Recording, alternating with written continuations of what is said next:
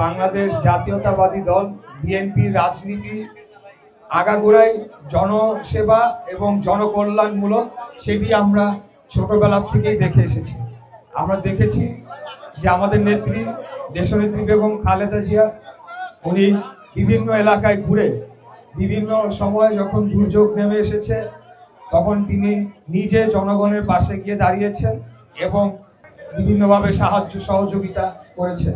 আমরা সেখান থেকেই শিক্ষা নিয়ে আমাদের রাজনীতিটা করতে চাই এবং আগামী দিনে আমাদের রাজনীতিটাই হবে জনগণের কল্যাণে এবং জনগণের পাশে দাঁড়ানোর জন্য।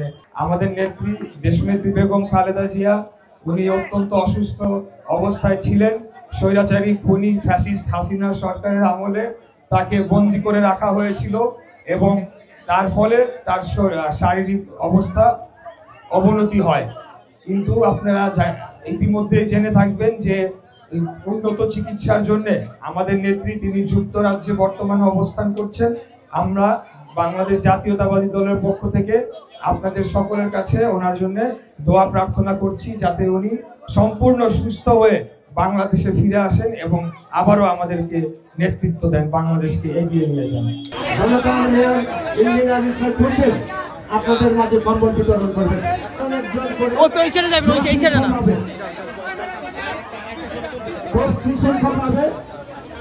একজন একজন করে আসেন। আমাদের আজকে প্রধান অতিথি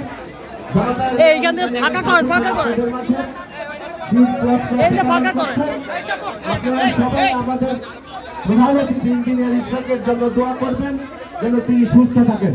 একজন একজন কোন বিশৃঙ্খলা নয়, শান্তির শৃঙ্খলা বজায় রেখে একজন একজন করে আসেন।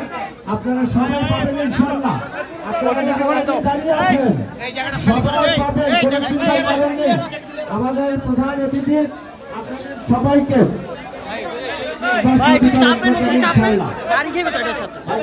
করে আসেন, কোনো বিশৃঙ্খলা নয়, শান্তির শৃঙ্খলা বজায় রেখে আমাদের প্রধান অতিথির কাছ থেকে আপনারা শহীদ পত্রটি গ্রহণ করুন।